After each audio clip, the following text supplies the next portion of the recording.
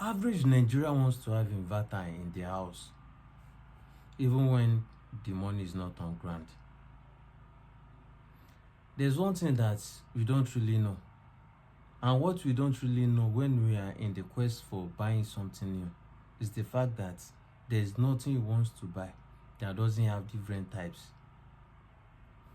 So in the history of inverter system, we have three main generation.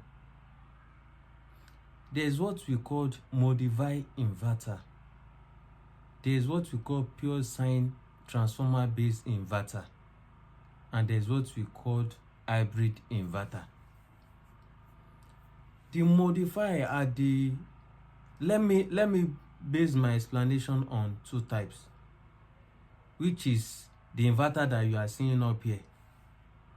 Right up here, you are going to be seeing two different kind of inverter. The flat one is called sachet inverter, whereas the one that has number 2 on it is called transformer based pure sine inverter.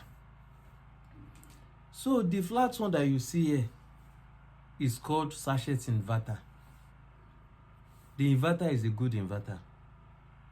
It's cheap, and sometimes you can see some of it with 3000 watts 3 kVA inverter. The advantage of it is the fact that it's cheap, and if it has like 3000 watts on it, you can still load it with 1005 watts of load successfully. Most of them will do the job. If you have the plan of 1000 watts 1500 watts load and you don't have much, you can go for it. But before you go for it, this is what you must know. The inverter is a modified inverter. And what I mean by modified inverter is the fact that the inverter will not be able to give you pure electricity. Yes, it will give you electricity, but it is better if you want to use inverter like that, you shouldn't use any system that has relay, or rather something like fridge. Are you getting me? Even when inverter AC can work with it, it is better that you shouldn't even use it with it. That is because inverter like that, due to the fact that there doesn't have big transformer, though every inverter that you will see, either they call it transformer based or transformerless, they will have at least they will have small transformer inside. So even that one too has small transformer inside. But what you must know is the fact that those inverter, the more you are putting load on it, the more the volts will be coming down. Like if NEPA should give us light, most of the light that we receive from NEPA is 220 volts. So if the inverter should give you 220 volts on some load, the more you are adding load to it, the volts will be coming down.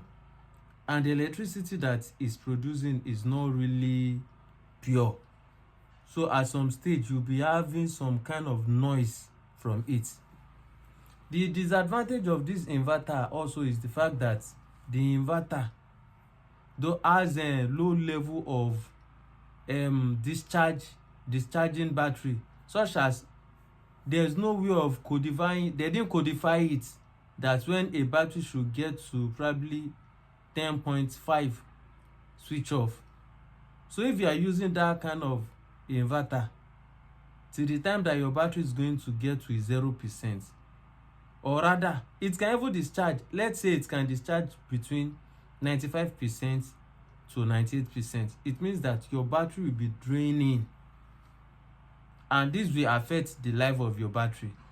So for someone that is planning to buy that type that has number 1 there, you must have it in mind that the load I want to carry is not a heavy load, and I will plan my battery so that I wouldn't be overusing my battery, because that inverter go whine you. Imagine when others are saying that their inverter is off in between 5 hours, your own is using 10 hours. You will be happy, not knowing that it's draining the battery to 0 and that will affect the life of the battery, and that is the truth. The number 2 that you see that seems to be big here, that one is called transformer based pure sine inverter. That one is expensive than the flat one that I first explained. So that one also have its own advantage and disadvantage, but his own disadvantage, which I can't even call disadvantage, is the fact that it's expensive. That's just it. And to some mumu, they will feel like since it has its own programmable stuff on it that you can use to program your battery depth of discharge. Some do call it disadvantage, but for someone that wants good life for his battery, it's also an advantage.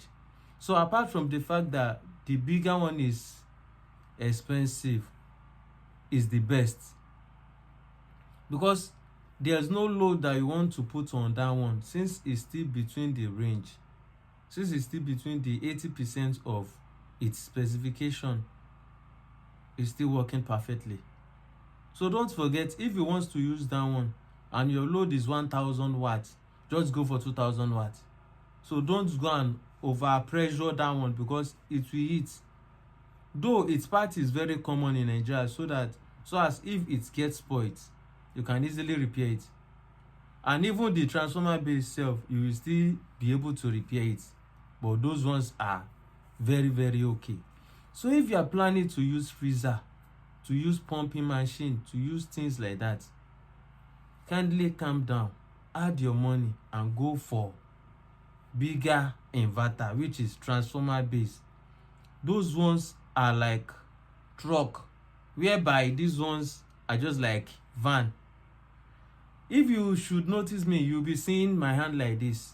I might make mistake in picking it to just know that the flat one is called Sachet inverter, and the bigger one that has red color is called transformer base. You will see that it looks like what should I call it, stabilizer.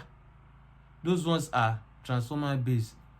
So if you have your money and you want to run inverter to your house, try to consider at least transformer base.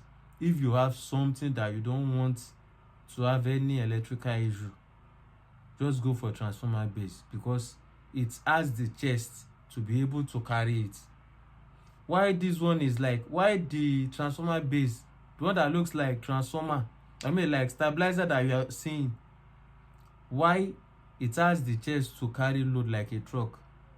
The other one is just like a van, and you can never compare the life of a van to that of a truck.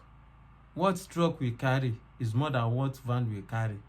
So that is just it, and that is just about what you should know when you are considering to install an inverter to your house.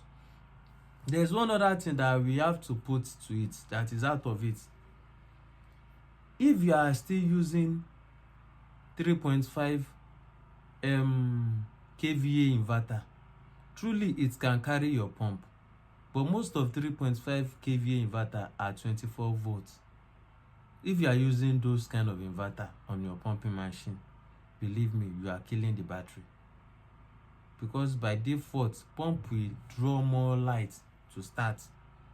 The only thing you can do, if you have the money and you don't want to change your inverter, just try to change your pump to inverter pump, then everything will be fine. Because by default those one doesn't really consume much light. Some other mistake that people also made is using normal iron to press clutch on inverter. If your inverter is not at least 5 kVA, 10 kVA, don't use normal iron that you are using before.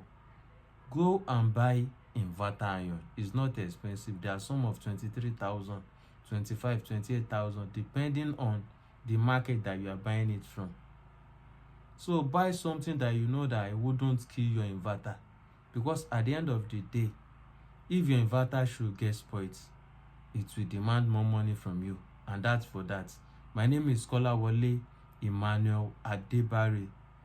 and the program is GW City Solar. I am also GW City Show by Kolawole Iyo. So if you found this on TikTok, on Facebook, kindly reach out to me. Or rather, you have interest in installing inverter, or you want to make some requirements based on what I've explained so far. My number is 070 67 06 71 59. 070 67 06 71 59. My second number is 0812 613 9200. 0812 613 9200. Don't forget, I'm your solar guy in Ibadan, Oyo State, Nigeria. Even if you're in Lagos and you want to install, call me. I also have my office in Abeokuta. So even if you want to do any installation in Abeokuta, Abeokuta ni wa o, Asefa Abeokuta lewa si Ibadan ni o. So just call me. I know everywhere in Abeokuta, even more than Ibadan here that I'm staying presently. Don't forget, GW City Show, GW City Solar loves you. Peace.